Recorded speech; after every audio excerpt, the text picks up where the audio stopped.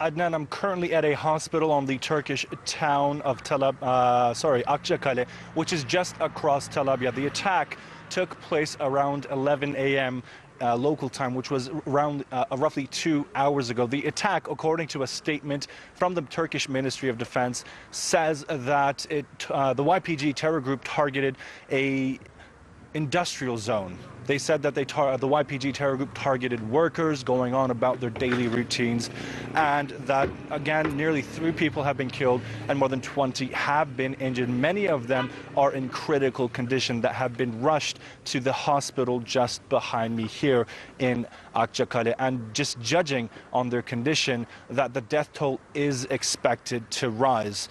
Of course, we will continue to update you as we learn more. But what's important to note is the attack isn't the first attack to take place in this city. It's a city that was recently freed from the control of the YPG. Turkish-backed forces cleared the area not too long ago.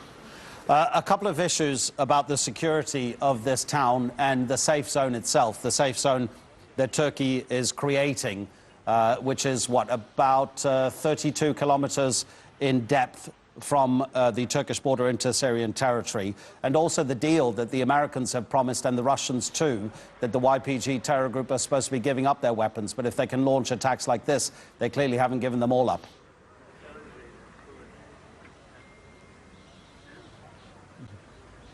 Well, there's a lot of issues that we're looking at right now. There's the issue between Turkey and the United States, like you just mentioned, about the weapons that were given to the YPG. There's also the matter of the deal between Turkey and Russia regarding the safe zone. You are correct.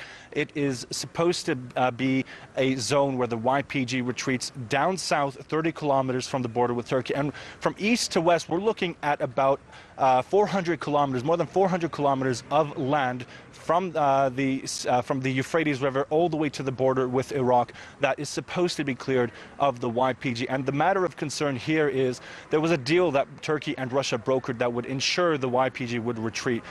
Turkey says that Russia guaranteed that the YPG would withdraw. That doesn't seem to be the case based on patrols and these attacks that have been going on in the cities such as Tel Abyad and Ras Al Ain that were recently liberated from the YPG. But also taking into consideration, even if the YPG does retreat from this area and the safe zone is established, if attacks like these continue, if it poses a threat to Turkish security forces, if it poses a threat to local security forces as well as civilian populations, that Turkey may take into consideration and go ahead with plans to push the YPG further back than the 30 kilometers that was initially agreed upon between Turkey and Russia.